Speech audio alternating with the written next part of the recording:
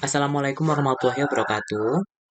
Perkenalkan nama saya Ali Marwan Zamsuri dengan NIM 095. Pada kesempatan kali ini saya akan mempresentasikan terkait artikel yang telah saya review dengan judul Penerapan Pembelajaran Inquiry Terbimbing untuk meningkatkan keterampilan generik sains siswa. Nah, tujuan dari penelitian dalam artikel kali ini adalah untuk memperoleh gambaran tentang peningkatan keterampilan generik sains siswa sebagai akibat dari penerapan pembelajaran inquiry terbimbing.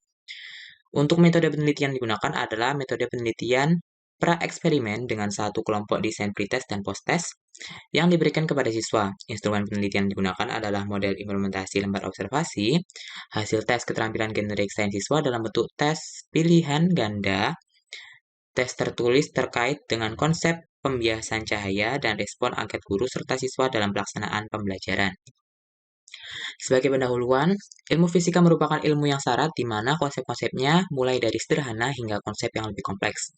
Berdasarkan hasil studi pendahuluan dan komunikasi langsung dengan guru bidang studi, dalam artikel ini diketahui bahwa siswa yang masih memiliki kemampuan dasar yang ditunjukkan dengan minimnya aktivitas bertanya, menjawab, menanggapi, dan mengemukakan pendapat, serta kurangnya kemampuan siswa dalam menyelesaikan masalah, baik yang mereka temui dalam pembelajaran fisika maupun dalam kehidupan sehari-hari. Untuk itu, perlu model pembelajaran yang dapat membimbing siswa untuk menyelesaikan masalah-masalah tersebut. Nah, model yang dimaksud adalah model pembelajaran inquiry. Inquiry merupakan suatu model pembelajaran yang digunakan dalam pembelajaran fisika dan mengacu pada suatu cara untuk mempertanyakan, mencari pengetahuan atau informasi, atau mempelajari suatu gejala. Nah, tujuan umum dari model pembelajaran inquiry adalah untuk membantu siswa mengembangkan keterampilan intelektual dan keterampilan-keterampilan lainnya. Pembelajaran inquiry yang dapat diberikan pada siswa adalah inquiry terbimbing atau guided inquiry, di mana pada tahapan pembelajaran, guru masih banyak memberikan proses bimbingan.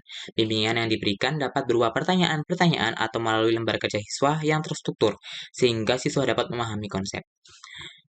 Nah, inquiry terbimbing merupakan suatu cara yang efektif untuk membuat variasi suasana pola pembelajaran kelas. Pembelajaran inquiry terbimbing merupakan pembelajaran kelompok di mana siswa diberi kesempurnaan untuk berpikir secara mandiri dan saling membantu dengan teman yang lain. Pembelajaran inquiry terbimbing membimbing siswa untuk memiliki tanggung jawab individu dan tanggung jawab dalam kelompok atau pasangannya sesuai dengan bentuk keadaan kelas. Nah, menilik bagaimana kita menghadapi perkembangan dunia yang semakin maju, tersebut masyarakat harus tanggap dalam IPA. Karena dewasa ini banyak sekali lapangan pekerjaan yang membutuhkan berbagai keterampilan tingkat tinggi, serta menuntut kemampuan untuk selalu dapat belajar dalam setiap perubahan, bernalar, berpikir kreatif, membuat keputusan, dan kemampuan untuk memecahkan masalah.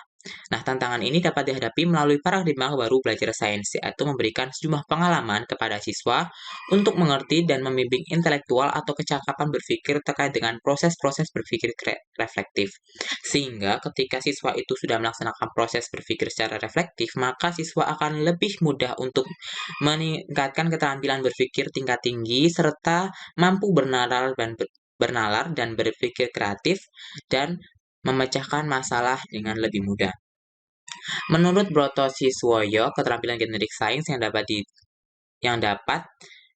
didapat dari proses pembelajaran dimulai dengan pengamatan tentang gejala alam.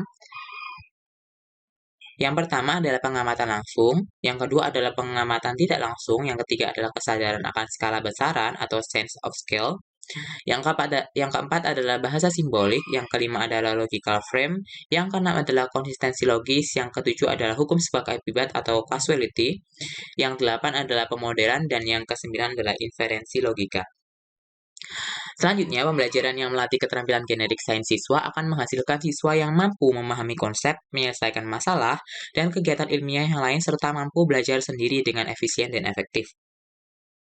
Pembelajaran inquiry terbimbing mampu mengantarkan siswa untuk merasakan pengalamannya sendiri dalam mencari pengetahuannya, dan dalam hal ini guru memberikan bimbingan kepada siswa tidak merasa kebingungan seperti yang diungkapkan oleh Suparno dalam Dewi et al. Pada tahun 2013 yang menjelaskan bahwa kelebihan yang dimiliki oleh model inquiry terbimbing atau guided inquiry adalah guru mampu membimbing siswa melakukan kegiatan dengan memberikan pertanyaan awal sebagai bentuk bimbingan, dan mengarahkan pada suatu diskusi. Guru mempunyai peran aktif dalam menentukan permasalahan dan tahap-tahap pemecahannya. Nah, dalam artikel ini, metodologi yang digunakan adalah seperti yang sudah saya sebutkan di awal tadi, metode pra-eksperimental dengan desain one group pretest post-test design. Terhadap kelas eksperimen dilakukan pretest dan post-test untuk melihat peningkatan keterampilan generik sains siswa. Dan setelah dilakukan baik dilakukan sebelum dan setelah dilakukan pembelajaran. Metode deskriptif digunakan untuk mendeskripsikan tentang tanggapan siswa terhadap pembelajaran. Sampel penelitian dipilih satu kelas sebagai kelas eksperimen, yaitu kelas 84 dengan jumlah siswa sebanyak 32 orang. Kelas eksperimen mendapatkan pembelajaran inquiry terbimbing. Data dikumpulkan melalui tes keterampilan generik sains dalam bentuk pilihan ganda. Tanggapan siswa diperoleh melalui sebaran angket, sedangkan untuk memantau keterlaksanaan pembelajaran dilakukan lembar observasi. Untuk hasil dan pembahasan, kemampuan siswa pada aspek-aspek keterampilan generik sains belum berkembang secara optimal disebabkan karena adanya pembelajaran menggunakan kegiatan praktikum yang merupakan hal yang baru sehingga siswa belum berpengalaman dalam melakukan praktikum dan masih mengalami kesulitan dalam menggunakan alat peraga.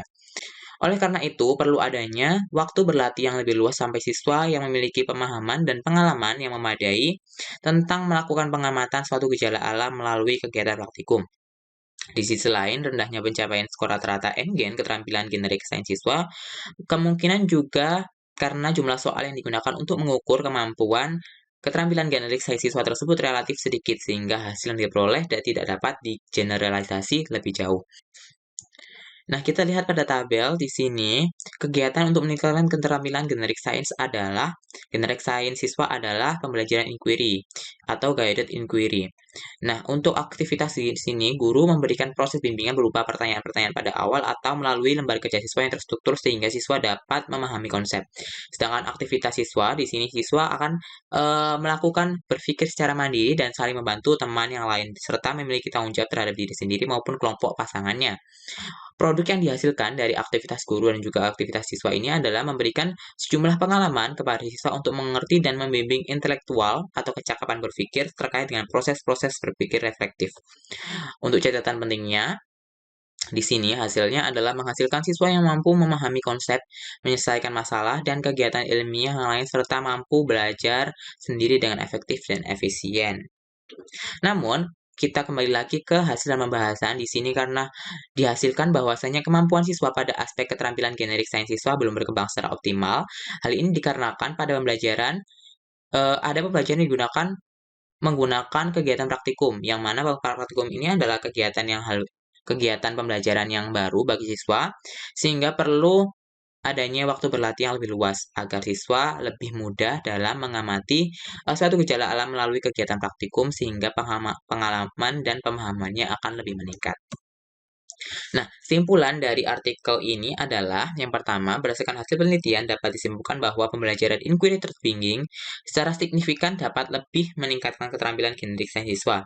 Pada umumnya, siswa memberikan tanggapan positif terhadap pembelajaran inquiry terbimbing pada konsep pembiasan cahaya. Yang kedua, penerapan model inquiry terbimbing akan lebih maksimal apabila dilaksanakan dengan jam pembelajaran yang memadai. Selektif dalam memilih indikator yang akan digunakan untuk mengukur pada sampel, serta perlu kajian LKS lebih lanjut dalam mengembangkan indikator keterampilan generik sains siswa. Pembelajaran dengan menggunakan model inquiry terbimbing ini dengan metode observasi atau pengamatan perlu dibiasakan agar siswa mampu mengembangkan dan meningkatkan keterampilan generik sainsnya secara optimal. Dan yang terakhir, terdapat interaksi model pembelajaran inquiry dan konvensional dengan tingkat kreativitas terhadap keterampilan generik sains siswa. Kreativitas pada siswa yang diajarkan dengan pembelajaran konvensional yang tidak berperan. Hal ini dapat dilihat dari hasil keterampilan generik sains siswa yang diperoleh siswa masih rendah, baik pada siswa yang memiliki tingkat kreativitas tinggi ataupun tingkat kreativitas rendah. Sedangkan kreativitas siswa yang diajarkan pada model pembelajaran inquiry sangat berperan. Cukup itu saja presentasi saya hari ini. Terima kasih atas perhatiannya. Apabila ada kesalahan, mohon maaf yang sebesar-besarnya. Wassalamualaikum warahmatullahi wabarakatuh.